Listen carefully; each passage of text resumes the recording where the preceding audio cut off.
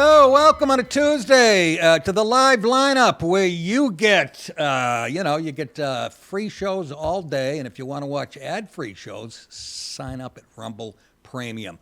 Today, we got a great interview. We did it a little while ago, but we never aired it because we had so much stuff going on. The great world-renowned, internationally known bodybuilder, Lee Priest, one of the most interesting people on the planet. And he is fun. When we talk to him, he is fun. And this is part 2, actually, of one we had done earlier. The great Lee Priest. Enjoy. There he is in all his handsomeness. Lee, great to talk to you. How are you? Good, thank you. Thank you. I have to apologize that there's 2 of us can't see you. Look at this ugly one. I apologize because you're not seeing double. I can't get it off somehow. It looks like you're being sacked by J.J. Watt. That's an American football reference. Very good to talk to you. And I just want to talk, before we get into politics and all that horse shit, I just want to, your journey has been pretty amazing as far as the bodybuilding stuff. And it said in your biography that your mom was a bodybuilder too. Is that right? Yeah, because as you said, I started competing at 13, and by the time I was 17, my mother's like, she was like me. She liked to eat, so she was a little bit fat, but, we enjoy our food down here. Of course. She goes, if I ever get in shape, can I come on stage with you? And me being 17, thinking, I don't want to be on stage with my mother. I'm like, yeah, you do it and I'll do it. So 8 months later, she got in shape, and I'm like, oh, fuck, I got to go and compete with my mother now. So we had to go on stage. We're the first mother and son in the world to win a title together. And she tells the story because before we went on stage, I just won the Mr. Australia at 17. And she's on the other side of the stage. I'm on this side. I can see she's nervous. So I walk around, and in one of her interviews, she goes, I thought my son was coming to give me encouragement. And I just looked at her and said, Mum, don't you fuck this up on me. And I walked away. I love it. So was she like in bodybuilder shape or like swimsuit model shape or? No, bodybuilder Really? shape, so. Really?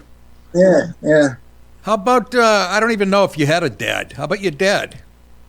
Oh, my dad, well, now that's a funny story because they were married. Well, my dad's gay. He's been with his partner for over 40 years. No kidding. And that's why I believe in fate a lot, because my mum met my dad at church. They sort of knew he was gay, but maybe they thought they could pray the gay away. Who knows? Whatever. So, but at 4 years, I have a sister that's 2 years older than me. And then I was born, and then they separated, and he went on his gay way. So I've said before, it's a matter of timing and fate, because if my mum didn't meet my dad when she did and tried to make him straight, there would be no Lee Priest. I could have been shot over some guy's back or spat out on a bathroom floor. It's like, it's all a matter of timing, Nick. I could have ended up somewhere where I shouldn't have been. You could have been a stain on the wallpaper at the Hyatt in Melbourne. Oh my God!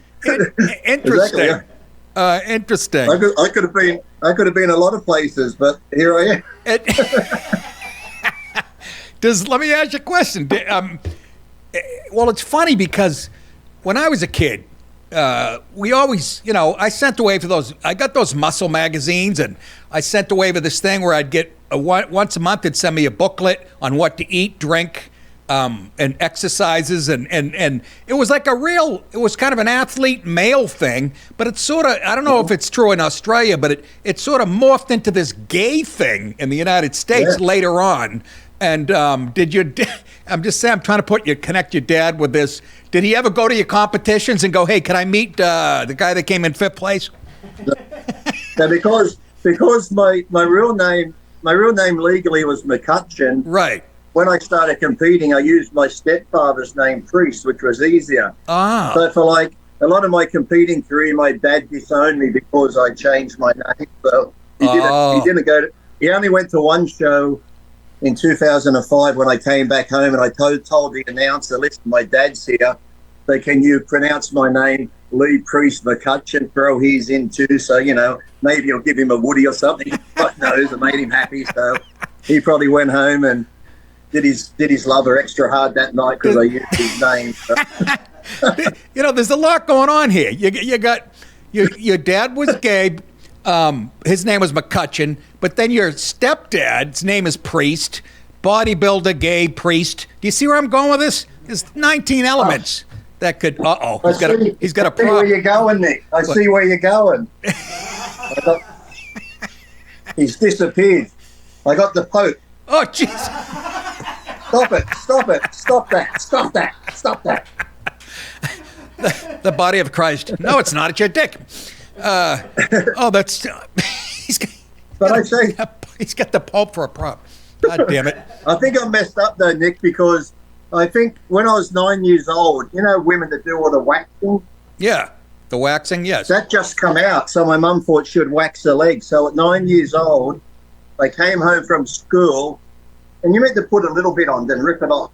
Yeah. My mother, she melted the whole pan of wax, and she covered her legs from waist to ankles in wax. Oh, geez. So I come home from school, she's naked, stuck to the kitchen floor, covered in wax. I had to use a spatula. To get my mother off the kitchen floor. No wonder I'm fucked up. Oh, my God. And she was naked. Naked. So imagine your mother naked stuck to the kitchen floor, and I got to get her off with a spatula to put her in a hot bath. Well, and she was peeling the wax off, and her legs were bleeding. It was very traumatic on the gut. I got a woman off with a spatula once, but it wasn't the kitchen floor. That is, oh my God, I'm just picturing that. And I'm guessing she's a good-looking lady for some reason. No. Huh? I don't know. I've never looked at my mum that way, but maybe if I was from the Appalachians or something, I might have found her attractive. I guess that's true. I'm a third party just thinking of a naked lady on the floor. Well, I mean, was she in bodybuilding shape when that happened? Or no, she was kind of a chubby. No, she wasn't. No, she was in the normal mother shape. Not very attractive, Nick. I didn't get 9-year-old wood. I wasn't trying to go back to where I come from. That's for sure. We're talking the great Lee Priestley. Lee Priestley. What the fuck where'd I get Priestley? You're thinking of 90210. Oh, yes. Lee Priest. Let me, again, before we get into the other shit, it's always fascinated me, bodybuilding. And obviously, you got to do steroids to compete. Yeah. Now, when you were 19, I mean, you were already juicing. Were you worrying about your liver or your kidney? It amazes me how many guys just said, "Fuck it, I'm going for it." Tell me that. I guess I played football in college up at University of Maine. A lot of my fucking teammates were juicing, and I'm going, "You're gonna blow your kidneys out for the University of Maine? This isn't University of Miami, you fucking idiots." But I'm telling you, looking back on it, if I could do it again, I would fucking juice because I don't know. Stallone is still alive. Schwarzenegger's still alive, and you look fucking healthy. Tell me, were you a little nervous about that, or not? You didn't even think about it. Well, I really knew because once I got to that level.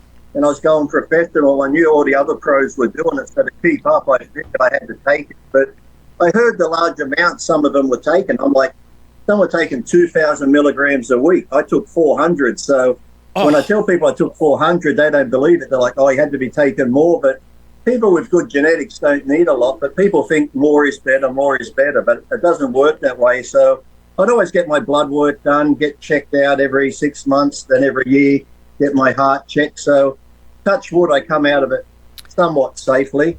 Physically, anyway. Mentally, I'm a fucking wreck. But yeah. Well, that goes with the territory. I wouldn't be talking to you if you weren't a mental wreck. We don't like fucking. Hey, you like that cup? That is Thank you. Let me tell you. Tell your mother to put some wax in that cup. So you said you'd get your heart checked and stuff. Was that by legitimate doctors, or was that some guy at the gym charging people $100 behind a locker? Was it a real doctor? And if it's a real doctor, what's the advice they gave you? Any? Well, I get the CT scan where they put the contrast in and they look at the heart, because most athletes have what's called an athlete's heart. You have an enlarged heart. And most people think having a bigger heart would be healthier, but actually the bigger your heart is, it gets weaker. So it's a That's right. catch-22. So I always get it checked. They said that my last checkup, my heart had actually improved, because pretty much steroids was the only drug I did. I never drank. I never smoked. It wasn't until I was 42 I met a girl who introduced me to cocaine, and that was a whole. Let me tell you, the first time I used cocaine, Nick, now this is a story. I figured I'll give it a try. I'll go home. So I get the cocaine on the table. I position myself on the couch. I put porn on, and I'm watching the porn, doing a bit of coke. Now I'm yelling at the TV like you can hear me. You dirty fucking whore, take it. But I'm getting aroused, so I figured, you know what, I might as well have a wake while I'm watching it. So I go get the lube, and I start tugging it. Then I'm like, fuck, this makes you soft. This is fucking useless. That's right. So, hey, brainwave kicked in. I looked down at my gym shoes. I've got a shoelace. So I tied one end of the shoelace around the end of my cot, the other end of the coffee table, and I started stroking it like a barber sharpening his fucking blade. I'm stroking it like that. But as I'm stroking it, I looked across, and my cat's sitting there. And I said, don't you fucking judge me, as the cat's looking at me. So I'm watching porn. I'm yelling at my cat, doing cocaine, and I busted out laughing, thinking, if I die right now, this is how my mother's going to find me, with my cock tied to the coffee table, cocaine on the table. What a way to go. I was just going to make that joke. I know you walked in on your mother glued to the kitchen floor naked. That fucking made that's silly compared to what she would have found. Oh, imagine that story, telling your friend the coffee. Oh my God! Yeah, you're at the funeral. Well, he died loving what he died doing what he loved, tying his cock to some furniture. Oh, my aching stem! Holy fucking shit! Then you moved. Again, we're talking to Lee Priest, bodybuilder, and funny as a fuck. Then you moved to L.A. How old were you when you went to L.A.? Because I lived in, I'm guessing you might have went to Venice Beach with the rest of the muscleheads. Yeah, Venice. I lived there for 1 year. I thought I was going to be a star. I was in comedy about 4 years. Arsenio Hall put me on a show 3 times. He loved me. So I told my girlfriend at the time, see ya, I'm fucking going to L.A. And I said, don't come out with me. I go out there. It was the worst fucking year of my life.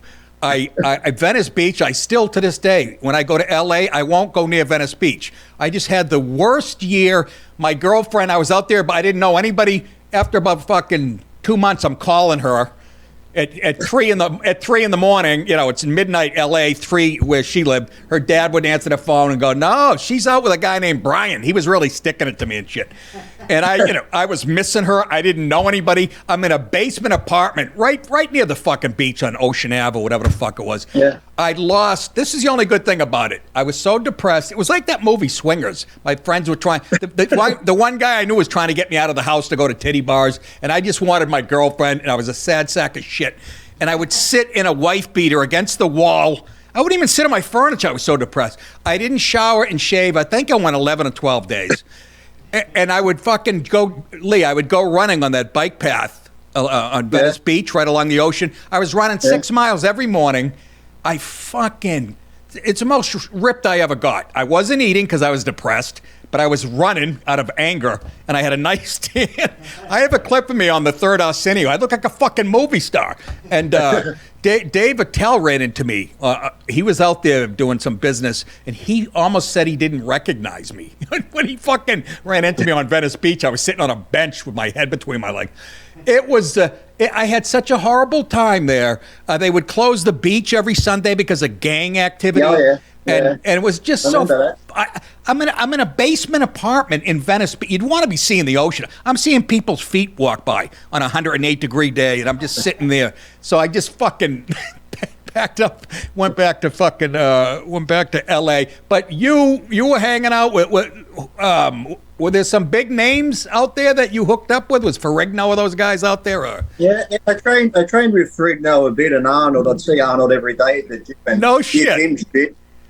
And like I did, when he redid his encyclopedia of bodybuilding, I did a lot of photos in the book for him. And as I'm training, doing the photos for him, Arnold would tell the photographer, stop, stop. And he would come over and wipe my sweat off. He'd say, carry on. Stop, stop. He'd come over, put oil on me. I said to the photographer, I said, fuck the training pictures. Every time Arnold wipes my sweat off and puts oil on me, get me photos of that so I can be, you know, Arnold's my bitch. Look at him, putting oil on me. That is fucking unbelievable. Well, I was it Gold's Gym? Because I belonged to Gold's Gym on Venice Beach. That was at World. I started at Gold's, but then there was too many wankers in there, too many egos. So I went down to World Gym. It was just Arnold, Lou Ferrigno, all the old guys like in Punchline. So it was great fun there. And I used to love it because Arnold had a place. Joe Gold made him a parking spot as this big marble slab with his name in it. So some mornings we'd put flowers on it like he had died. He'd come upstairs and get all fucking mad. It's like you fucking idiot. But, you know, it really was to get on with good was when I was at Gold's. Dennis Hopper used to train there. Now, he was a funny guy. And Dennis Hopper. Who's he'd always come up. Dennis Hopper. He'd come up behind. He'd come up behind me. He'd be like, psst. I'm like, what? I'll turn around. He's like, the paparazzi are outside Lee. Would they recognise me today? You have on a black hat, big glasses, black pants, black T-shirt with actor written across the front of it. That is unreal, man. I saw Schwarzenegger once at Gold's. He came in, he was standing at the front desk or some shit, you know, and I just like fucking put the weights down. I'm doing like, 30-pound curls. He's gonna call me a bitch. Saw him at the front desk, and then he left. Did you live right on Venice Beach? Yeah, I lived right on there. The guy that owned Gold's had a place there, so I lived right on there. So the balcony was right where that bike path was. Yes. And people would ask me, what do you do for a living? How do you afford this place? I didn't want to say I'm a bodybuilder, so I'd be like, I'm a fucking rugby player. I come from Australia. Now I'm playing with the NFL and bullshit like that. They're like, oh, you're not very tall. I'm like, oh, but I'm fucking fast. I'd make up the most bullshit stories. That's what everybody did in L.A. Everybody fucking lied about what they were doing. Oh, yeah. Every waitress was a fucking actress. Oh, my God. I used to go on auditions just to fucking meet girls. I would go on audition. I remember going on audition for some commercial, and I had to walk down a hallway. There was another casting thing going on for Tropicana sun lotion. I had to run a gauntlet of girls. The ugliest one was a 12 on the scale of 10, and they were all about 19. I fucking banked so much of that, jerked off for about a year, and of course I blew the audition, but that's not the point. I was in Venice for like 9 years, and I used to have to do a lot of magazine cover shoots with girls. And I was on the cover of Muscle and Fitness once with Joe Weider was there. You know, Joe Weider that started the whole bodybuilding thing. Yeah. These two girls, and like, I always thought it was a cliche, dumb blondes, but I tell you, these were like fucking dumb as fucking box of rocks. I mean, but the idea was the picture he wanted was me shirtless, my arms are out like this. The girl is sitting across the back of my neck doing the splits while I'm trying to hold her, flexing my muscles, covered in oil. I'm like, if it wasn't for her vagina stuck to the back of my neck like an octopus, she would have fucking fell off, I think. It was like a suction cup. Had to, like Jesus on the dashboard. Yeah. Oh, my friggin'. I wanted to ask you about Joe Weider. Now, is Joe Weider gay? No, I think his brother might have been a little, but Joe was he was never. But Ben, I heard the rumors about, but Ben was really into Napoleon. He's like a Napoleon historian, and Napoleon's hat and all this other stuff. And Joe Weider, actually, even though Joe Weider was Jewish, he was really into Hitler. He was into Hitler memorabilia and stuff like that. So, tour dates, ladies and gentlemen: November 5th, the Punchline, Atlanta. November 6th, Rivers Casino in Philadelphia. November 7th, Soul Joel's in Pottstown, Pennsylvania. Go to nickdib.com to get those tickets before they're sold out. And go to the merchandise page. This is how you support the show. Hats, hoodies, mugs. It's all quality stuff at nickdib.com. We appreciate the support. Hi, good night, everybody.